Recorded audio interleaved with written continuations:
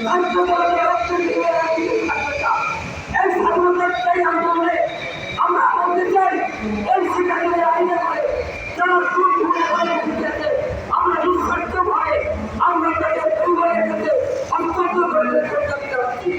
প্রিয় ভাইয়েরা, আপনারা মনে করেন না যে বিএনপি ক্ষমতা এসে গেছে, অনেক ষড়যন্ত্র চাইছে, 100 বছর নিচে আছে। আপনার তাদের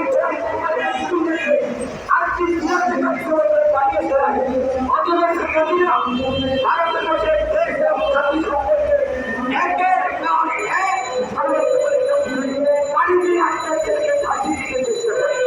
এরা সাংবাদিক হয় না, আপনারা জানেন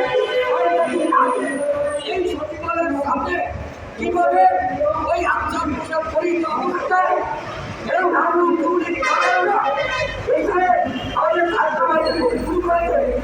সেই দিন যদি সন্ধ্যা 7টার সময় আমরা যদি আত্মাদের দাঁড়িয়ে দিতে না পারতাম তাহলে রাত্রে হয়তো অনেক আত্মার মিলিত হতো, তারপর হয়তো সরকারের হতো, বিএনপির হতো, জামাতের হতো।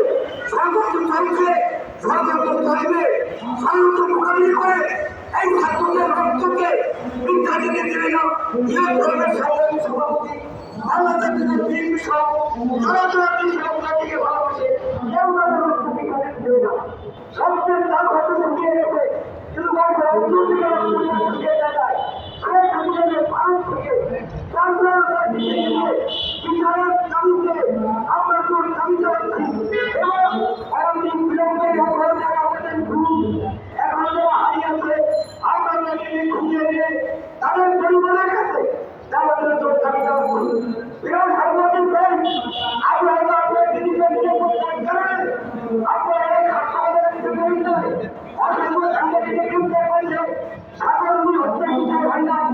আমরা বলতে চাই আপনাদের এক একটা বড় আপনাদের এই ক্যামেরা হচ্ছে এক একটা সাধারণ অত্যন্ত বেশি গুরুত্বপূর্ণ। আপনাদের ক্যামেরা আপনাদের কলম দিয়ে